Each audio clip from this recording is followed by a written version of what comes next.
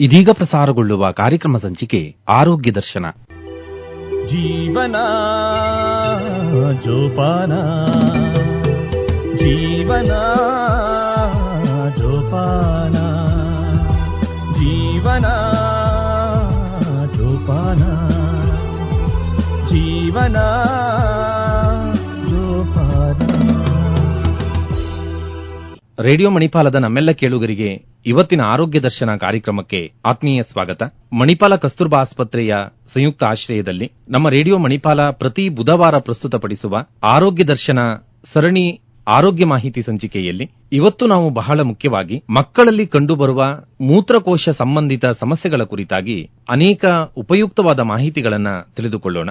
ಈ ಕುರಿತು ರೇಡಿಯೋ ಮಣಿಪಾಲದ ಕೇಳುಗರಾದ ನಿಮಗೆ ವಿಶೇಷವಾದ ಮಾಹಿತಿಯನ್ನು ನೀಡಲಿಕ್ಕೆ ಮಣಿಪಾಲ ಕಸ್ತೂರ್ಬಾ ಆಸ್ಪತ್ರೆಯಲ್ಲಿ ಪೆಡಿಯಾಟ್ರಿಕ್ ಸರ್ಜರಿ ವಿಭಾಗದಲ್ಲಿ ಸಹಾಯಕ ಪ್ರಾಧ್ಯಾಪಕರಾಗಿ ವೃತ್ತಿ ಬದುಕನ್ನ ಮುನ್ನಡೆಸುತ್ತಿರುವ ಡಾಕ್ಟರ್ ನಿತಿನ್ ಜಿ ಪೈ ಅವರು ನಮ್ಮ ಸ್ಟುಡಿಯೋದಲ್ಲಿದ್ದಾರೆ. ಸರ್, ನಿಮಗೆ ಈ ಕಾರ್ಯಕ್ರಮಕ್ಕೆ ಆತ್ಮೀಯ ಸ್ವಾಗತ. ನಮಸ್ಕಾರ ಸರ್, ಈಗ ಮೊದಲನೆಯ ಪ್ರಶ್ನೆ ಅಂದ್ರೆ, ಈಗ ಈ ಮಕ್ಕಳಲ್ಲಿ ಕಂಡುಬರುವ ಈ ಮೂತ್ರಕೋಶ ಸಂಬಂಧಿತ ಸಮಸ್ಯೆಗಳು ಯಾಕೆ ಬರ್ತದೆ ಅನ್ನೋದರ ಬಗ್ಗೆ ಆರಂಭದಲ್ಲಿ ಹೇಳಿ ಸರ್. ಓಕೆ, ಸೊ ಮೂತ್ರಕೋಶದಲ್ಲಿ ಕಾಮನ್ ಪ್ರಾಬ್ಲಮ್ಸ್ ಅಂದ್ರೆ ಫಸ್ಟ್ ನಾವು ಯೂರಿನರಿ ಟ್ರ್ಯಾಕ್ಟ್ ಇನ್ಫೆಕ್ಷನ್ ಅಂತ ಹೇಳ್ತೇವೆ. ಸೊ ಯೂರಿನರಿ ಟ್ರ್ಯಾಕ್ಟ್ ಇನ್ಫೆಕ್ಷನ್ ಅದು ಹೇಗೆ ಬರ್ತದೆ? ಸೊ ಮಕ್ಕಳಲ್ಲಿ ಕಾಮನ್ ಅಂದ್ರೆ ನೀರು ಕುಡಿಯೋದು ಕಮ್ಮಿ, ಇಲ್ಲದಿದ್ರೆ ಮಕ್ಕಳು ಪುನಃ ಮೂತ್ರ ಮಾಡೋದಿಲ್ಲ. ಶಾಲೆಯಲ್ಲಿ ಏನಾದ್ರು ಬಾತ್ರೂಮ್ ಏನಾದ್ರು ಗಲೀಜಿದ್ರೆ ಅದು ಅಲ್ಲಿ ಮೂತ್ರ ಮಾಡದೆ ಇಡೀ ದಿನ ಮೂತ್ರ ಇಟ್ಕೊಂಡು ಸಂಜೆ ತನಕ ಮೂತ್ರ ಮಾಡದೆ ಬಂದಾಗ ಸೊ ಅದು ಸ್ಟೇಸಿಸ್ ಆಗ್ತದೆ, ಮೂತ್ರಕೋಶದಲ್ಲೇ ಉಳಿದು ಇನ್ಫೆಕ್ಷನ್ ಆಗುವ ಚಾನ್ಸಸ್ ಇರ್ತದೆ. ಮೂರನೇದು ಇಂಪಾರ್ಟೆಂಟ್ ಅಂದ್ರೆ ಕಾನ್ಸ್ಟಿಪೇಷನ್ ಆಗ್ತದೆ ಮಕ್ಕಳಲ್ಲಿ, ಅಂದ್ರೆ ಮೋಷನ್ ದಿನ ಮಾಡೋದಿಲ್ಲ ಅವರು. ಸೊ ಮೋಷನ್ ಮಾಡದೇ ಇರದಿದ್ದಾಗ ಅದು ಬ್ಲಾಡರ್ ಮೇಲೆ ಅದು ಪ್ರೆಷರ್ ಬಂದು ಸೊ ಪುನಃ ಮೂತ್ರ ಇನ್ಫೆಕ್ಷನ್ ಆಗುವ ಚಾನ್ಸಸ್ ಇರ್ತದೆ. ಸೊ ಈ ಎಲ್ಲ ಕಾರಣದಿಂದ ನಮಗೆ ಮಕ್ಕಳಲ್ಲಿ ಮೂತ್ರ ಇನ್ಫೆಕ್ಷನ್ ಆಗುವ ಚಾನ್ಸಸ್ ಇದೆ. ಮತ್ತೆ ಇನ್ನೂ ಕೆಲವು ರೀಸನ್ಸ್ ಇದೆ, ಅಂದ್ರೆ ಕಾರಣ ಗೊತ್ತೇ ಆಗುದಿಲ್ಲ.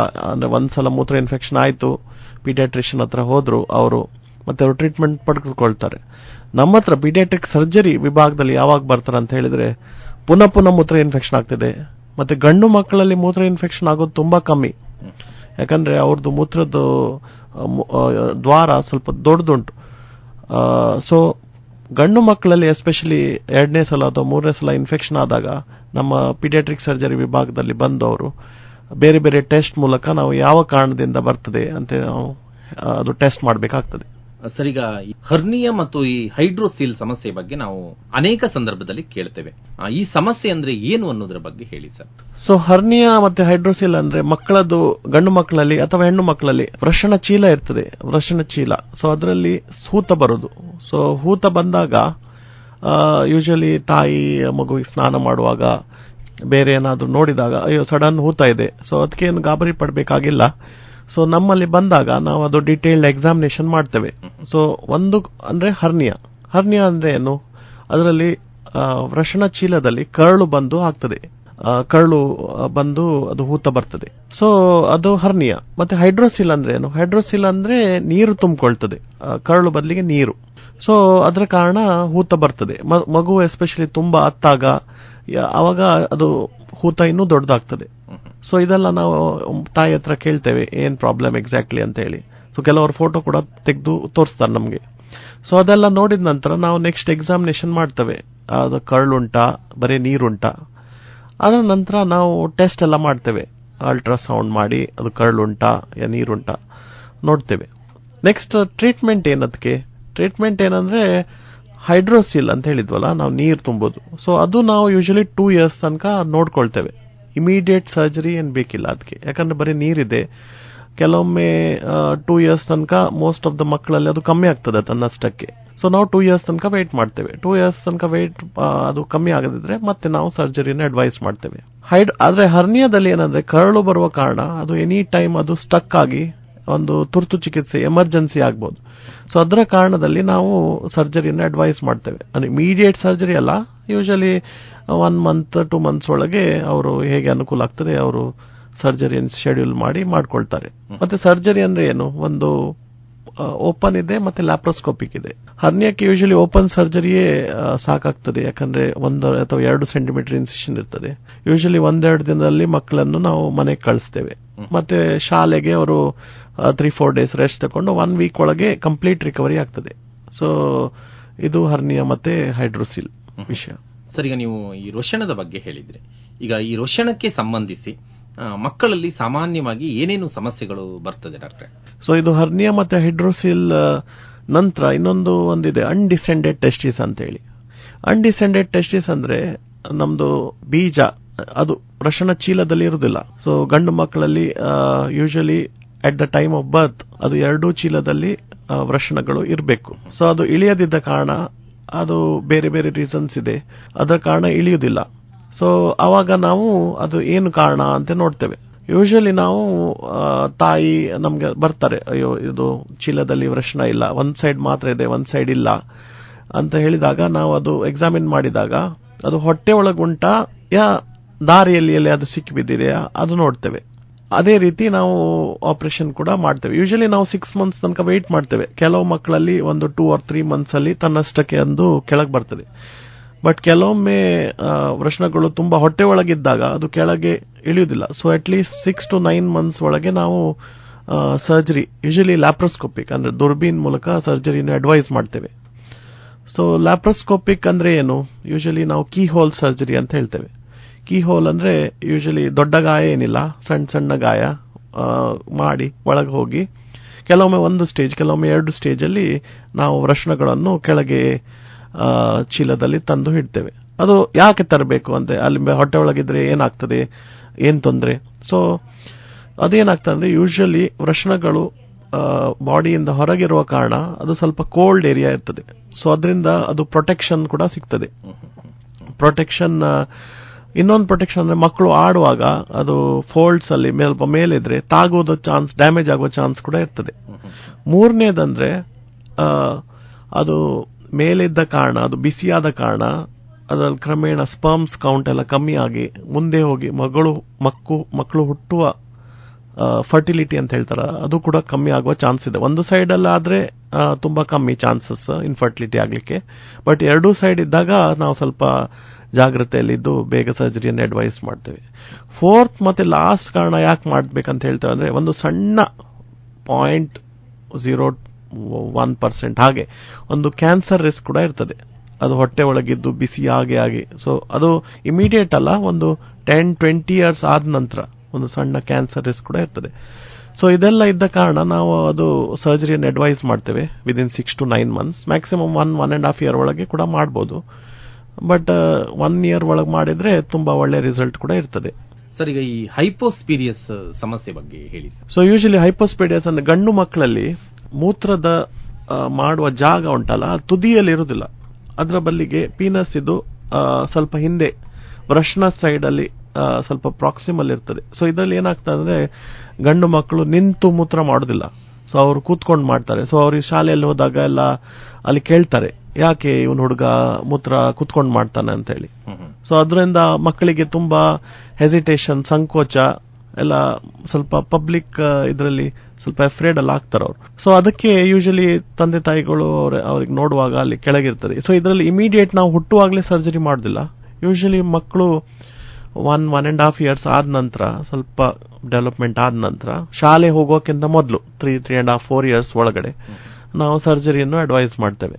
ಅದು ಮೂತ್ರ ಜಾಗವನ್ನು ತುದಿಗೆ ತರ್ತೇವೆ. ಕೆಲವೊಮ್ಮೆ ತುಂಬಾ ಹಿಂದೆ ಇದ್ದಲ್ಲಿ 2 ಸ್ಟೇಜ್ ಸರ್ಜರಿ ಕೂಡ ಬೇಕಾಗ್ತದೆ. ಸೊ ಇದು ಹೈಪೋಸ್ಪೇಡಿಯಸ್ ಅಂದ್ರೆ ಅದರ ವಿಚಾರ. ಸರ್, ಈಗ ಮೂತ್ರಪಿಂಡದಲ್ಲಿ ಕೆಲವು ಸಲ ಊತ ಕಂಡುಕೊಳ್ಳುವುದನ್ನು ನಾವು ಕಾಣ್ತೇವೆ. ಇದಕ್ಕೆ ಏನು ಕಾರಣ ಸರ್? ಸೊ ಇದು ಕಿಡ್ನಿ ಹೇಳ್ತೇವಲ್ಲ, ಅದರಲ್ಲಿ ಅಂದ್ರೆ ನಮ್ದು ಮೂತ್ರಪಿಂಡದಲ್ಲಿ ಕೆಲವೊಮ್ಮೆ ಊತ ಬರ್ತದೆ. ಇದನ್ನು ನಾವು ಕೆಲವೊಮ್ಮೆ ಮಗು ಗರ್ಭಕೋಶದಲ್ಲಿ ಇರುವಾಗಲೇ ನಾವು ಅಲ್ಟ್ರಾಸೌಂಡ್ ಮೂಲಕ ನಮ್ಗೆ ಹೇಳ್ತಾರೆ, ಅಂದ್ರೆ ಕಿಡ್ನಿಯಲ್ಲಿ ಸ್ವಲ್ಪ ಊತ ಇದೆ. ಸೊ ಇದರಲ್ಲಿ ಎಲ್ಲರಲ್ಲಿ ನಾವು ಗಾಬರಿ ಆಗ್ಬೇಕಂತಿಲ್ಲ, ಅದು ಎಲ್ಲ ಡಿಪೆಂಡ್ಸ್ ಎಷ್ಟು ಊತ ಇದೆ ಅಂತ ಹೇಳಿ. ಕೆಲವು ಮಕ್ಕಳಲ್ಲಿ ಅದು ತನ್ನಷ್ಟಕ್ಕೆ ಕಮ್ಮಿ ಆಗ್ತದೆ. ಹುಟ್ಟಿದ ನಂತರ ಒಂದು 6 ಮಂತ್ಸ್ 1 ಇಯರ್ ಒಳಗೆ ನಾವು ರುಟೀನ್ ಸ್ಕ್ಯಾನ್ ಮಾಡ್ತಾ ಇರ್ತೇವೆ, ಮತ್ತೆ ಅದು ಕ್ರಮೇಣ ಕಮ್ಮಿ ಆಗ್ತದೆ. ಸೊ ಇದು ನಮ್ಗೆ ಹೇಗೆ ಮಕ್ಕಳು ಹೇಳ್ತಾರೆ, ಕೆಲವೊಮ್ಮೆ ತಾಯಿ ಹೊಟ್ಟೆಯನ್ನು ಮುಟ್ಟುವಾಗ ಒಂದು ಗಂಟು ತರ ಉಂಟು, ಕಿಡ್ನಿ ಹೂತ ಅವರು ಮುಟ್ಟುವಾಗ ಹಾಗೆ ಗೊತ್ತಾಗ್ತದೆ. ಇಲ್ಲದ ಪುನಃ ಮೂತ್ರ ಇನ್ಫೆಕ್ಷನ್ ಆಗ್ತಾ ಇರ್ತದೆ ಮಕ್ಕಳಲ್ಲಿ. ಸೊ ಮೂತ್ರದ ಸಮಸ್ಯೆ ಬೇರೆ ಬೇರೆ ಲಕ್ಷಣಗಳು ಕೊಡ್ತದೆ. ಇನ್ನೊಂದೇನಂದ್ರೆ ಕೆಲವು ಮಕ್ಕಳಿಗೆ ಫೀವರ್ ಬರ್ತದೆ, ಜ್ವರ ಯಾವ ಕಾರಣದಲ್ಲಿ ಕಮ್ಮಿ ಆಗ್ತಾ ಇಲ್ಲ, ಕೆಮ್ಮು ಇಲ್ಲ, ಶೀತ ಇಲ್ಲ, ಆದ್ರೂ ಜ್ವರ ಇದೆ. ಸೊ ಅಂತ ಮಕ್ಕಳಲ್ಲಿ ಕೂಡ ಯೂರಿನ್ ಇನ್ಫೆಕ್ಷನ್ ಆಗಿರ್ತದೆ. ಮತ್ತೆ ನಾವು ನೆಕ್ಸ್ಟ್ ಹೇಗೆ ಅದು ಟೆಸ್ಟ್ ಮಾಡ್ತೇವೆ? ಫಸ್ಟ್ ಕಾಮನ್ ಅಂದ್ರೆ ಫಸ್ಟ್ ಬ್ಲಡ್ ಟೆಸ್ಟ್ ಎಲ್ಲ ಮಾಡ್ತೇವೆ, ಕಿಡ್ನಿ ಟೆಸ್ಟ್ ಮಾಡ್ತೇವೆ, ಕಿಡ್ನಿ ಫಂಕ್ಷನ್ ಟೆಸ್ಟ್, ಕಿಡ್ನಿ ಹೇಗೆ ಫಂಕ್ಷನ್ ಮಾಡ್ತಾ ಇದೆ. ನೆಕ್ಸ್ಟ್ ಮೂತ್ರ ಟೆಸ್ಟ್ ಮಾಡ್ತೇವೆ. ಮೂತ್ರ ಟೆಸ್ಟ್ ಅಲ್ಲಿ ಅದು ಇನ್ಫೆಕ್ಷನ್ ಇದೆ ಇಲ್ಲ ಗೊತ್ತಾಗ್ತದೆ. ಮೂತ್ರ ಟೆಸ್ಟ್ ತುಂಬಾ ಕಾಮನ್, ಇಮಿಡಿಯೇಟ್ ಗೊತ್ತಾಗ್ತದೆ ಯೂರಿನ್ ಟೆಸ್ಟ್ ಮಾಡಿದ್ರೆ ಮೂತ್ರ ಇನ್ಫೆಕ್ಷನ್ ಇದೆಯೇ ಇಲ್ಲ. ಸೆಕೆಂಡ್ ಅಂದ್ರೆ ಯೂರಿನ್ ಕಲ್ಚರ್ ಅಂತ ಹೇಳ್ತೇವೆ, ಅದು ಸ್ವಲ್ಪ ದೊಡ್ಡ ಟೆಸ್ಟ್, ಅದು ಯಾವ ಕ್ರಿಮಿಕೀಟದಿಂದ ಆಗ್ತಾ ಉಂಟು. ಸೊ ಅದು ಕೂಡ ಟೆಸ್ಟ್ ಮಾಡಿ ನಾವು ನೋಡ್ತೇವೆ. ನೆಕ್ಸ್ಟ್ ಬರುವಾಗ ಸ್ಕ್ಯಾನ್ ಮಾಡ್ತೇವೆ, ಅಲ್ಟ್ರಾಸೌಂಡ್ ಸ್ಕ್ಯಾನ್ ತುಂಬಾ ಕಾಮನ್, ಈಗ ಎಲ್ಲ ಕಡೆ ಸಿಗ್ತದೆ, ಇಮಿಡಿಯೇಟ್ ಮಾಡಬಹುದು. ಜಾಸ್ತಿ ಮಗುವಿಗೆ ರೇಡಿಯೇಷನ್ ಕೂಡ ಏನೂ ಪ್ರಾಬ್ಲಮ್ ಇಲ್ಲ.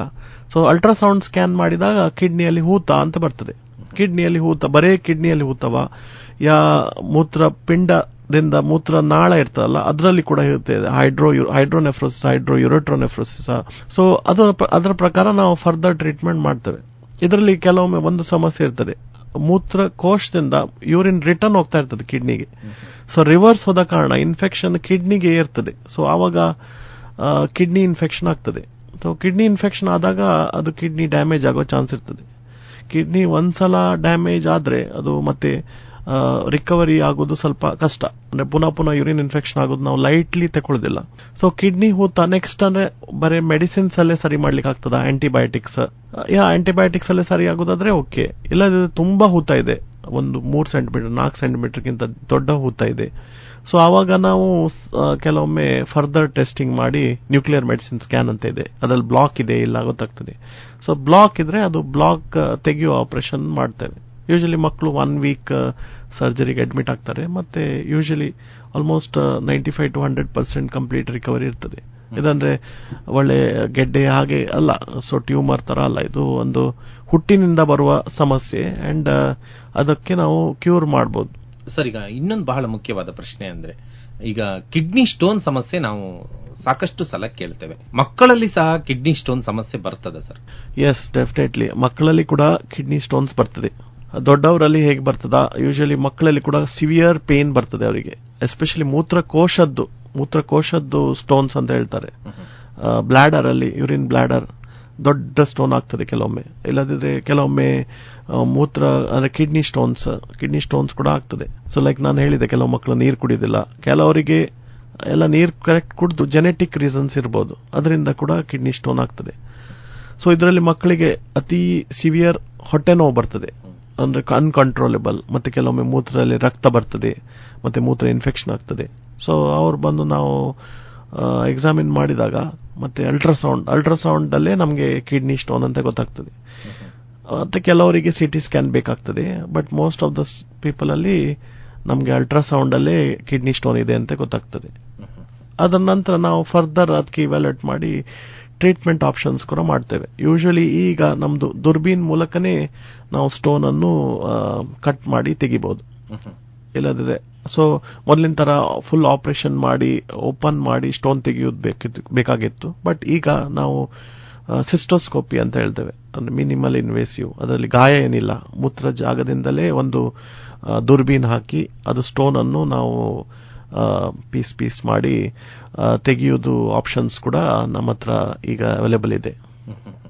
ಸರ್, ಈಗ ಈ ಕಿಡ್ನಿ ಟ್ಯೂಮರ್ಸ್ ಕೂಡ ಮಕ್ಕಳಲ್ಲಿ ಕಂಡು ಬರುವ ಸಾಧ್ಯತೆ ಇದೆಯಾ ಸರ್? ಎಸ್. ಸೊ ಮೂತ್ರಪಿಂಡ ನಾವು ಹೇಳಿದಲ್ಲ, ಕಿಡ್ನಿಗೆ ಕೂಡ ಟ್ಯೂಮರ್ ಬರ್ತದೆ. ಒಂದು ಟ್ಯೂಮರ್ ಹೆಸರು ವಿಲ್ಮ್ಸ್ ಟ್ಯೂಮರ್ ಅಂತ ಹೇಳಿ. ಸೊ ವಿಲ್ಮ್ಸ್ ಟ್ಯೂಮರ್ ಅಂದ್ರೆ ಕಿಡ್ನಿಯಲ್ಲಿ ಸ್ವೆಲ್ಲಿಂಗ್ ಬರ್ತದೆ. ಯೂಶಲಿ ಇದು 2 ವರ್ಷದಿಂದ 5 ವರ್ಷ ಒಳಗೆ ಮಕ್ಕಳಲ್ಲಿ ಟ್ಯೂಮರ್ಗಳು ಬರ್ತದೆ. ಸೊ ಇದರಲ್ಲಿ ಹೇಗೆ ಪೇಷಂಟ್ ನಮ್ಗೆ ಬರ್ತಾರಂದ್ರೆ, ಮೂತ್ರದಲ್ಲಿ ರಕ್ತ ಬರುದು, ಇಲ್ಲದಿದ್ರೆ ಮೂತ್ರ ಉರಿ, ಇಲ್ಲದ ಹೊಟ್ಟೆಯಲ್ಲಿ ಗೆಡ್ಡೆ, ತಾಯಿ ಏನಾದರೂ ಸ್ನಾನ ಮಾಡಿಸುವಾಗ ಹೊಟ್ಟೆಯಲ್ಲಿ ಗೆಡ್ಡೆ ಕಾಣಿಸ್ತದೆ. ಹೀಗೆಲ್ಲ ಬಂದಾಗ ನಾವು ಫರ್ದರ್ ಹೇಗೆ ಅದರ ಟೆಸ್ಟಿಂಗ್ ಮಾಡ್ತೇವೆ? ಫಸ್ಟ್ ನಮ್ದು inter disciplinary tumour board meeting ಅಂತ ಇದೆ. ಅಂದ್ರೆ ನಮ್ದು ಆಂಕಾಲಜಿಸ್ಟ್ ಒಟ್ಟಿಗೆ ನಾವು ಸೇರಿ ಅವರೊಟ್ಟಿಗೆ ಡಿಸ್ಕಷನ್ ಮಾಡಿ ಮತ್ತೆ ಫರ್ದರ್ ನಾವು ಫೈನಲ್ ಟ್ರೀಟ್ಮೆಂಟ್ಗೆ ಬರ್ತದೆ. ಫಸ್ಟ್ ಕೀಮೋ ಕೊಡಬೇಕಾ, ಫಸ್ಟ್ ಸರ್ಜರಿ ಮಾಡಬೇಕಾ. ಸೊ ಕ್ರಮೇಣ ನಾವು ಅದೇ ಅವರ ಡಿಸ್ಕಷನ್ ಪ್ರಕಾರ ಸರ್ಜರಿ ಕೂಡ ಮಾಡ್ತೇವೆ.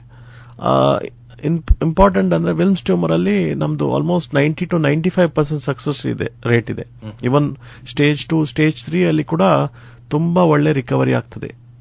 ಮಕ್ಕಳಲ್ಲಿ ಕ್ಯಾನ್ಸರ್ ಟ್ರೀಟ್ಮೆಂಟ್ ಕೂಡ ತುಂಬಾ ಚೆನ್ನಾಗಿದೆ.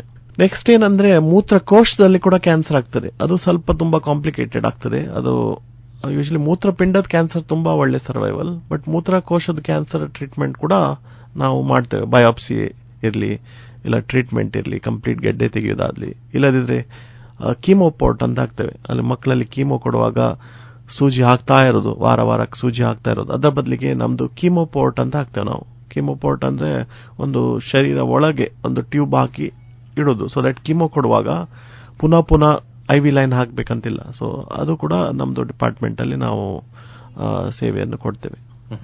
ಸರ್, ಈಗ ಈ ಹೆಣ್ಣು ಮಕ್ಕಳ ವಿಚಾರಕ್ಕೆ ಬಂದ್ರೆ, ಈಗ ಅಂಡಕೋಶಕ್ಕೆ ಸಂಬಂಧಿಸಿ ಏನೇನು ಸಮಸ್ಯೆಗಳು ಬರುವ ಸಾಧ್ಯತೆ ಇರ್ತದೆ ಡಾಕ್ಟರ್? ಈಗ ಹೆಣ್ಣು ಮಕ್ಕಳಲ್ಲಿ ಯೂಶುವಲಿ ಅವರಿಗೆ ಕೆಲವೊಮ್ಮೆ ಹೊಟ್ಟೆ ನೋವು ಆಗ್ತದೆ. ಸೊ ಕಾಮನ್ ಹೊಟ್ಟೆ ನೋವು ಹೆಣ್ಮಕ್ಳಲ್ಲ ಒಂದು ಯೂರಿನ್ ಇನ್ಫೆಕ್ಷನ್ ಇರ್ಬೋದು. ಸೆಕೆಂಡ್ ಇನ್ಫೆಕ್ಷನ್ ಅಂದ್ರೆ ಅದು ಪೀರಿಯಡ್ ರಿಲೇಟೆಡ್ ಪೇನ್ಸ್ ಕೂಡ ಇರ್ಬೋದು. ಇದು ಎರಡು ಬಿಟ್ಟು ಇದು ತುಂಬಾ ಕಾಮನ್. ಮೂರನೇದು ಪ್ರಾಬ್ಲಮ್ ಅಂದ್ರೆ ಮೋರ್ ಸಿವಿಯರ್. ಅದರಲ್ಲಿ ಎಂತ ಆಗ್ತದೆ, ಕೆಲವೊಮ್ಮೆ ಅಂಡಕೋಶ, ಓವರಿ ಅಂತ ಹೇಳ್ತೇವೆ ನಾವು, ಓವರಿ ಅಂಡಕೋಶದಲ್ಲಿ ಕೆಲವೊಮ್ಮೆ ಸಿಸ್ಟ್ ಆಗೋದು, ಸಣ್ಣ ಸಿಸ್ಟ್ ಅಥವಾ ದೊಡ್ಡ ಸಿಸ್ಟ್. ಸಣ್ಣ ಸಿಸ್ಟ್ ಅಲ್ಲಿ ಯೂಶಲಿ ನಾವು ಏನ್ ಮಾಡೋದಿಲ್ಲ, ಅದು ಕ್ರಮೇಣ ಒಂದು ನೆಕ್ಸ್ಟ್ 2-3 ಮಂತ್ಸ್ ಅಲ್ಲಿ ಸ್ಕ್ಯಾನ್ ಮಾಡುವಾಗ ಅದು ತನ್ನಷ್ಟೇ ಕಮ್ಮಿ ಆಗಿರ್ತದೆ. ದೊಡ್ಡ ಸಿಸ್ಟ್ ಇದ್ದಾಗ ಯೂಶಲಿ 5 ಸೆಂಟಿಮೀಟರ್ಗಿಂತ ದೊಡ್ಡದುಂಟು ಸಿಸ್ಟ್, ಮತ್ತೆ ಅದು ಒಂದ್ ರೀತಿ ಸಾಲಿಡ್ ತರ ಕಾಣ್ತದೆ. ಅಂದ್ರೆ ಅದರ ಒಳಗೆ ಬರೀ ನೀರಿದ ಗುಳ್ಳೆ ಅಲ್ಲ, ಬೇರೆ ಏನಾದ್ರೂ ಇದೆ, ಆವಾಗ ಫರ್ದರ್ ಟೆಸ್ಟಿಂಗ್ ಮಾಡ್ತೇವೆ. ಮತ್ತೆ ಇನ್ನೊಂದು ಪ್ರಾಬ್ಲಮ್ ಅಂದ್ರೆ ಅದು ಅಂಡಕೋಶ ಟ್ವಿಸ್ಟ್ ಆಗ್ತದೆ. ಸೊ ಅಂಡಕೋಶ ಟ್ವಿಸ್ಟ್ ಆದಾಗ ಅದು ಒಂದು ಎಮರ್ಜೆನ್ಸಿ ಆಗ್ತದೆ, ಸಿವಿಯರ್. ಅಂದ್ರೆ ಮಕ್ಕಳ ತುರ್ತು ಚಿಕಿತ್ಸೆ ಬರ್ತಾರೆ, ತುಂಬಾ ಹೊಟ್ಟೆ ನೋವು ತಡ್ಕೊಳ್ಳಿಕ್ಕೆ ಆಗುದಿಲ್ಲ. ಸೊ ಹಾಗೆ ಇದ್ದಲ್ಲಿ ಅಂಡಕೋಶ ಟ್ವಿಸ್ಟ್ ಆಗ್ತದೆ, ಟಾರ್ಷನ್ ಓವರಿ ಅಂತ ಹೇಳ್ತೇವೆ. ಸೊ ಟಾರ್ಷನ್ ಓವರಿಯಲ್ಲಿ ನಾವು ಕೆಲವೊಮ್ಮೆ ಎಮರ್ಜೆನ್ಸಿ ಅದರಲ್ಲಿ ಮೆಡಿಸಿನ್ಸ್ ಕೊಟ್ಟು ಅದು ಕಮ್ಮಿ ಆಗೋದಿಲ್ಲ, ಯಾಕಂದ್ರೆ ಆಲ್ರೆಡಿ ಓವರಿ ಟ್ವಿಸ್ಟ್ ಆಗಿದೆ, ಅದರದ್ದು ಬ್ಲಡ್ ಸಪ್ಲೈ ಕಮ್ಮಿ ಆಗಿದೆ. ಸೊ ಇದರಲ್ಲಿ ನಾವು ಸರ್ಜರಿಯೇ ಬೇಕಾಗ್ತದೆ. ಮತ್ತೆ ಈಗ ನಾವು ಯೂಶಲಿ ಲ್ಯಾಪ್ರೋಸ್ಕೋಪಿಕ್ ಕೀ ಹೋಲ್ ಸರ್ಜರಿಯಲ್ಲೇ ಇದು ಟ್ರೀಟ್ಮೆಂಟ್ ಮಾಡ್ತೇವೆ. ಇದರಲ್ಲಿ ಮೇನ್ ಅಂದ್ರೆ ಟೈಮ್. ಮಕ್ಕಳು ಯೂಶಲಿ 6 hours ಒಳಗೆ ಬಂದ್ರೆ ನಾವು ಕಂಪ್ಲೀಟ್ ಅದು ಓವರಿ ಸೇವ್ ಮಾಡಬಹುದು. ಯೂಶಲಿ ಒಂದ್ ಸೈಡ್ ಓವರಿ ಇದ್ದ ಕಾರಣ ಇನ್ನೊಂದು ಓವರಿ ನಾರ್ಮಲ್ ಇರ್ತದೆ. ಸೊ ಮುಂದೆ ಹೋಗಿ ಅವ್ರದ್ದು ಫರ್ಟಿಲಿಟಿ ಇರಲಿ ಅಥವಾ ಹಾರ್ಮೋನ್ ಪ್ರಾಬ್ಲಮ್ ಇರಲಿ ಅದೆಲ್ಲ ಏನು ಬರುದಿಲ್ಲ. ಬಟ್ ತುಂಬಾ ಲೇಟ್, ಕೆಲವೊಮ್ಮೆ 24 hours 48 hours ಆದ ನಂತರ ಬರ್ತಾರೆ. ಅದರಲ್ಲಿ ಏನಾಗ್ತದೆ ಅಂದ್ರೆ ಅದು ಟ್ವಿಸ್ಟ್ ಆಗಿ ಅದರ ರಕ್ತ ಸಂಚಾರ ಕಟ್ ಆಗಿ ಅದು ಕಂಪ್ಲೀಟ್ ಓವರಿ ಡೆಡ್ ಆಗ್ತದೆ. ಸೊ ಆವಾಗ ನಾವು ಓವರಿ ತೆಗೆಯುವುದಿಲ್ಲ, ಅದು ಅನ್ಟ್ವಿಸ್ಟ್ ಮಾಡಿ ಅಲ್ಲಿಯೇ ಫಿಕ್ಸ್ ಮಾಡಿ ಬಿಡ್ತೇವೆ. ಸೊ ಇದು ಲ್ಯಾಪ್ರೋಸ್ಕೋಪಿಕ್, ದೊಡ್ಡ ಗಾಯ ಏನಿಲ್ಲ.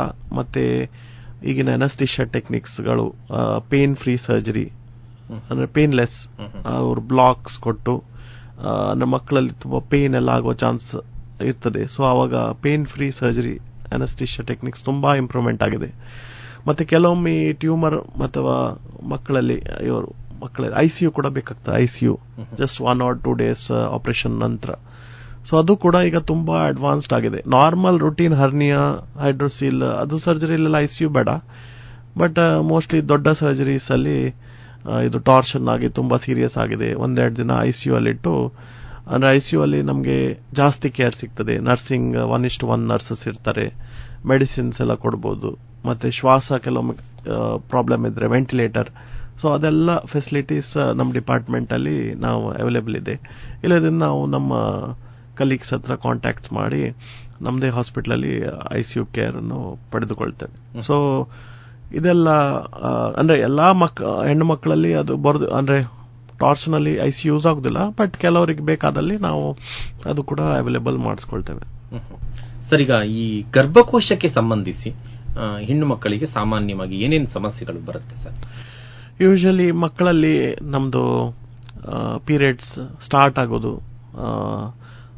ಯೂಶಲಿ ಅದು ಏನಾಗ್ತದೆ, ಕೆಲವೊಮ್ಮೆ ಅವ್ರಿಗೆ ಪೀರಿಯಡ್ಸ್ ಆಗಲಿಲ್ಲ, 16 years ಆಯ್ತು, 17 years ಆಯ್ತು, ಇನ್ನೂ ಪೀರಿಯಡ್ಸ್ ಆಗಲಿಲ್ಲ.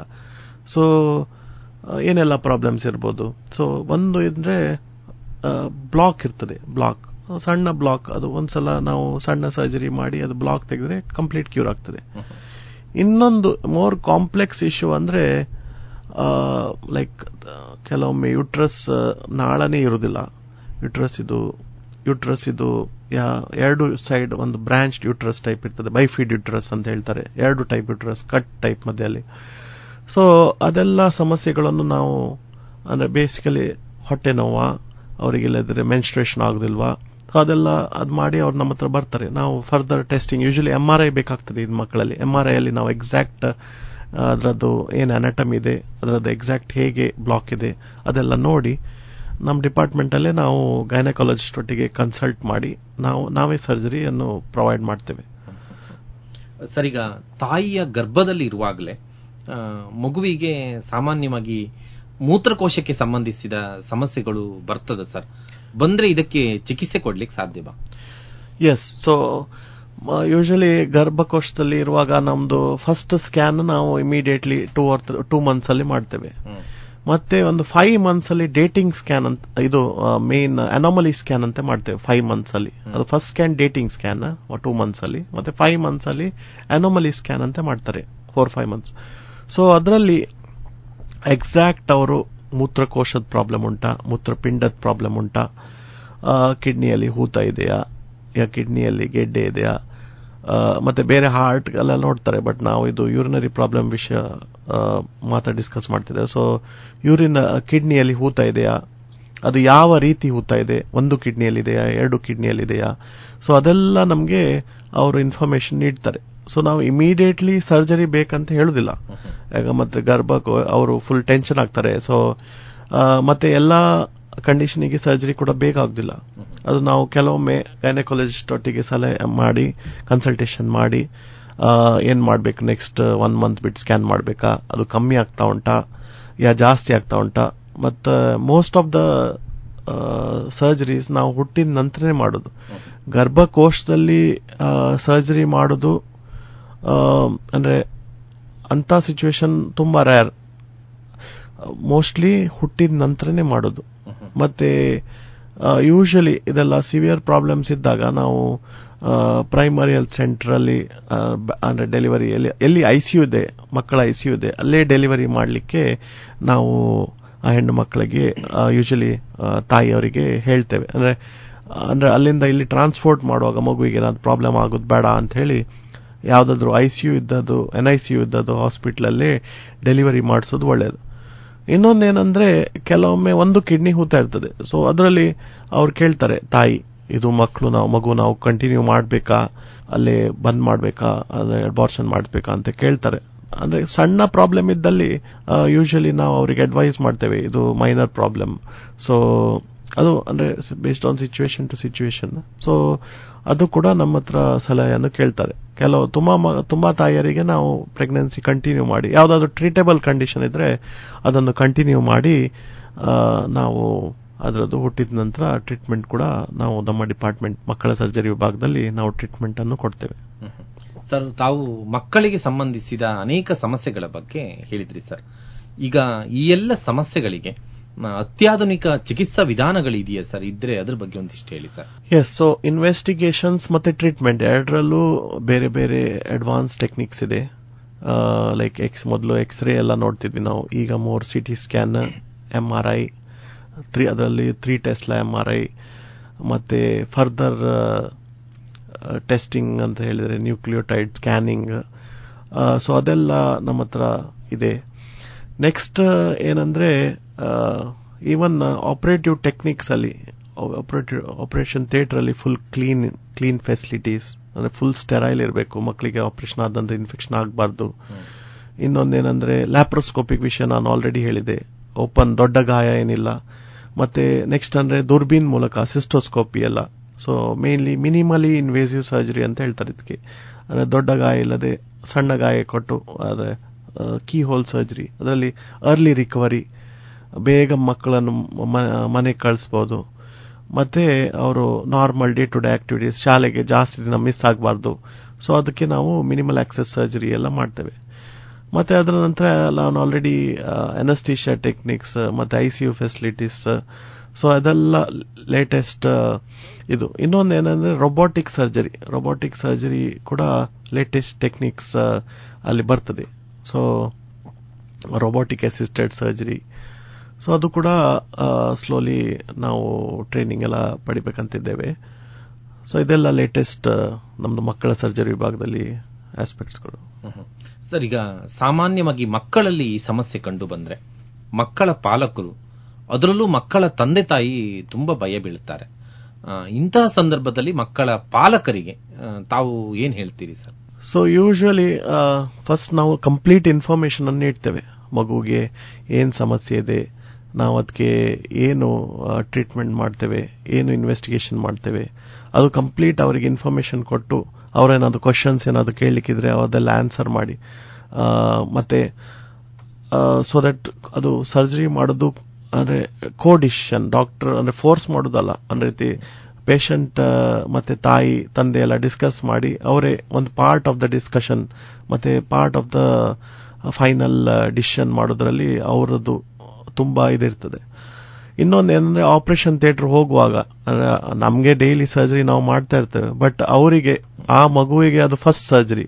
ಸೊ ಲೈಫಲ್ಲಿ ತುಂಬಾ ಇಂಪಾರ್ಟೆಂಟ್ ಒಂದು ಇವೆಂಟ್ ಆಗ್ತದೆ. ಅವರು ಎಲ್ಲಿಯೋ ದೂರದಿಂದ ಬಂದು ರಜೆ ಹಾಕಿ ಬಂದಿರ್ತಾರೆ, ಮತ್ತೆ ಹಾಗೆ ಬಂದಾಗ ಅವರು ತುಂಬಾ ಸ್ಟ್ರೆಸ್ ಅಲ್ಲಿ ಇರ್ತಾರೆ. ನಾವನ್ಸ್ಬೋದು ಅವರು ಎಷ್ಟು ಇದು ಮಾಡ್ತಿದ್ದಾರೆ, ಬಟ್ ಅವರ ಸ್ಟ್ರೆಸ್ ಅವರಿಗೆ ಗೊತ್ತದು. ಸೊ ಹಾಗಿರುವಾಗ ನಾವು ಆದಷ್ಟು ಅವ್ರ ಹತ್ರ ಇನ್ನೆಲ್ಲ ಇನ್ಫಾರ್ಮೇಶನ್ ನೀಡಿ, ಮತ್ತೆ ನಮ್ದು ಆಪರೇಷನ್ ಥಿಯೇಟರ್ ಅಲ್ಲಿ ಜಸ್ಟ್ ಹೋಗೋ ಮೊದಲೇ ಒಂದು ಮಕ್ಕಳಿಗೆ ಟಾಯ್ಸ್ ಎಲ್ಲ ಕೊಟ್ಟು, ಟಾಯ್ಸ್ ಸೊ ದಟ್ ಮಕ್ಕಳು ಅಷ್ಟು ಜಾಸ್ತಿ ಅವರು ಅಳುದ್ ಬೇಡ ಅಂತ ಹೇಳಿ. ಮತ್ತೆ ನಮ್ದು ಪ್ರೀ ಆಪ್ ಏರಿಯಾದಲ್ಲೇ ಒಂದು ಟಾಯ್ಸ್ ಏರಿಯಾ ಕೂಡ ಇದೆ ಮಕ್ಕಳಲ್ಲಿ. ಸೊ ಮಕ್ಕಳಿಗೆ ಟಾಯ್ಸ್ ಎಲ್ಲ ಕೊಟ್ಟು ಅವರು ಆಡ್ತಾ ಇರ್ತಾರೆ. ಮತ್ತೆ ನಾವು ಸರ್ಜರಿಯನ್ನು ಒಳಗೆ ಕರ್ಕೊಂಡು ಹೋಗುವಾಗ ಯೂಶಲಿ ಮೆಡಿಸಿನ್ಸ್ ಎಲ್ಲ ಕೊಟ್ಟೆ ತಗೊಂಡು ಹೋಗ್ತೇವೆ. ಸೊ ಅದು ತುಂಬಾ ಅಳೋದು, ತುಂಬಾ ಗಲಾಟೆ ಹಾಗೆ ಏನಿರುವುದಿಲ್ಲ. ಸೊ ಯೂಶಲಿ ಮಕ್ಕಳು ತುಂಬಾ ಕಂಫರ್ಟೇಬಲ್ ಇರ್ತಾರೆ. ಮತ್ತೆ ಆಪರೇಷನ್ ಆದ ನಂತರ ಕೂಡ ಪೇನ್ ಅಂದ್ರೆ ತುಂಬಾ ಅವರು ನೋವು ಸಲುವಾಗಿ ಮೊದಲಿನ ಕಾಲದಲ್ಲಿ ಜಾಸ್ತಿ ಪೇನ್ ಮೆಡಿಸಿನ್ಸ್ ಎಲ್ಲ ಇರಲಿಲ್ಲ. ಈಗ ಬ್ಲಾಕ್ಸ್ ಅಂತ ಹೇಳ್ತಾರೆ, ಅಂದ್ರೆ ಆ ಕೈಗೆ ಸರ್ಜರಿ ಇದ್ರೆ ಅದೇ ಇಂಜೆಕ್ಷನ್, ಅದೇ ಜಾಗಕ್ಕೆ ಇಂಜೆಕ್ಷನ್ ಕೊಟ್ಟು ಪೇನ್ ಎಲ್ಲ ಕಮ್ಮಿ ಮಾಡಲಿಕ್ಕೆ ಅದೆಲ್ಲ ಮಾಡಿ ಪೇಷಂಟ್ ಮತ್ತೆ ತಾಯಿ ಇಬ್ರು ಕಂಫರ್ಟೇಬಲ್ ಆಗುವಾಗೆ ನಾವು ಎಲ್ಲ ಸರೌಂಡಿಂಗ್ ಎನ್ವೈರನ್ಮೆಂಟ್ ಅನ್ನು ಕ್ರಿಯೇಟ್ ಮಾಡ್ತೇವೆ. ಸರ್, ಈಗ ಕೊನೆಯದಾಗ ಒಂದು ಪ್ರಶ್ನೆ ಅಂದ್ರೆ, ನೀವು ಮಕ್ಕಳಲ್ಲಿ ಕಂಡುಬರುವ ಅನೇಕ ಸಮಸ್ಯೆಗಳ ಬಗ್ಗೆ ಮಾಹಿತಿ ನೀಡಿದ್ರೆ, ಈ ಎಲ್ಲ ಸಮಸ್ಯೆಗಳು ಬರದ ಹಾಗೆ ಮುಂಚಿತವಾಗಿ ತಡೆಗಟ್ಟಲಿಕ್ಕೆ ಸಾಧ್ಯವಾ? ಎಸ್, ಕಾಮನ್ ಅಂದ್ರೆ ಲೈಕ್ ಈಗ ಯೂರಿನ್ ಇನ್ಫೆಕ್ಷನ್ ಹೇಳ್ತೇವೆ. ಸೊ ಯೂರಿನ್ ಇನ್ಫೆಕ್ಷನ್ ಅಲ್ಲಿ ಅಂದ್ರೆ ಬೇಸಿಕ್ ಏನೆಲ್ಲ ಮಾಡಬಹುದು, ಮಕ್ಕಳಲ್ಲಿ ನೀರು ಜಾಸ್ತಿ ಕುಡಿಯೋದು.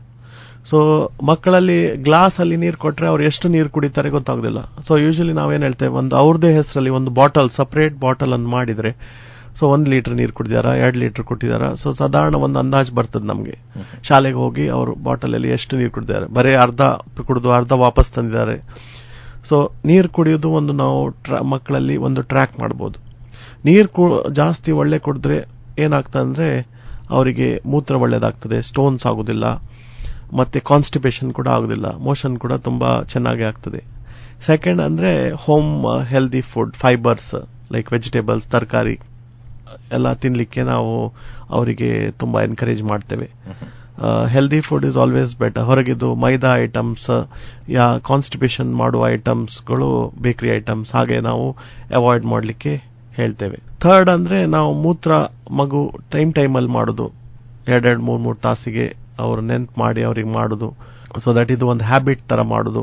ಮತ್ತೆ ಶಾಲೆಯಲ್ಲಿ ಕೂಡ ಹೋಗಿ ಕೆಲವೊಮ್ಮೆ ಟೀಚರ್ ಹತ್ರ ಕೂಡ ಮಾತಾಡ್ಬೇಕಾಗ್ತದೆ, ಇವನು ಮೂತ್ರನೇ ಮಾಡೋದಿಲ್ಲ, ಇವಳು ಮೂತ್ರನೇ ಮಾಡೋದಿಲ್ಲ, ಶಾಲೆಯಲ್ಲಿ ಟಾಯ್ಲೆಟ್ಸ್ ಕ್ಲೀನ್ ಇರ್ತದ, ಅದೆಲ್ಲ ಅವ್ರ ಹತ್ರ ಟೀಚರ್ ಹತ್ರ ಹೋಗಿ ಡಿಸ್ಕಷನ್ ಮಾಡಿಸಿ, ಸೊ ದಟ್ ಮಕ್ಕಳು ಏನೋ ಕಾರಣ ಇರಲಿ. ಮತ್ತೆ ಕೆಲವರು ಮಕ್ಕಳು ಬುಲ್ಲಿಂಗ್ ಅಂತ ಹೇಳ್ತಾರೆ, ಅವರಿಗೆ ಶಾಲೆಯಲ್ಲಿ ಕೆಲವರು ತೊಂದರೆ ಕೊಡ್ತಾ ಇರ್ತಾರೆ, ಅದಕ್ಕೆ ಅವರು ಅದರ ಕಾರಣ ಮೂತ್ರ ಹಿಡ್ಕೊಳ್ತಾರೆ, ಮೂತ್ರ ಮಾಡ್ಲಿಕ್ಕೆ ಹೋಗುದಿಲ್ಲ. ಸೊ ಇದೆಲ್ಲ ಬೇರೆ ಬೇರೆ ಸಮಸ್ಯೆಗಳನ್ನು ನಾವು ಲೈಕ್ ಟೀಚರ್ ಹತ್ರ ಹೋಗಿ ಡಿಸ್ಕಸ್ ಮಾಡಿ ಅದು ಸಾಲ್ವ್ ಮಾಡಬಹುದು. ಮತ್ತೆ ಕೆಲವು ಕ್ಯಾನ್ಸರ್ ಯಾಕಾಗ್ತದೆ ಅದೆಲ್ಲ ಕೆಲವೊಮ್ಮೆ ಪ್ರಿವೆಂಟ್ ಮಾಡ್ಲಿಕ್ಕೆ ಆಗುದಿಲ್ಲ, ಬಟ್ ಅರ್ಲಿ ಡಿಟೆಕ್ಷನ್, ಬೇಗ ಸರ್ಜರಿ ಮಾಡೋದು, ಬೇಗ ಟ್ರೀಟ್ಮೆಂಟ್ ಮಾಡಿದ್ರೆ ತುಂಬಾ ಚೆನ್ನಾಗಿ ರಿಕವರಿ ಎಲ್ಲ ಇರ್ತದೆ. ಸರ್, ಇದುವರೆಗೆ ಈ ಮಕ್ಕಳಲ್ಲಿ ಕಂಡುಬರುವ ಮೂತ್ರಕೋಶ ಸಂಬಂಧಿತ ಅನೇಕ ಸಮಸ್ಯೆಗಳ ಬಗ್ಗೆ, ಚಿಕಿತ್ಸೆಯ ಬಗ್ಗೆ ತಾವು ನಮ್ಮ ರೇಡಿಯೋ ಮಣಿಪಾಲ ಕೇಂದ್ರದ ಕೇಳುಗರಿಗೆ ಅನೇಕ ಉಪಯುಕ್ತ ಮಾಹಿತಿಗಳನ್ನು ನೀಡಿದ್ದೀರಿ. ನಿಮಗೆ ನಮ್ಮ ರೇಡಿಯೋ ಮಣಿಪಾಲ್ ಬಳಗದ ಪರವಾಗಿ ತುಂಬು ಹೃದಯದ ಧನ್ಯವಾದ ಸರ್. Thank you. ಇದು ಇಂದಿನ ಆರೋಗ್ಯ ದರ್ಶನ. ಜೀವನ ಜೋಪಾನ, ಜೀವನ ಜೋಪಾನ.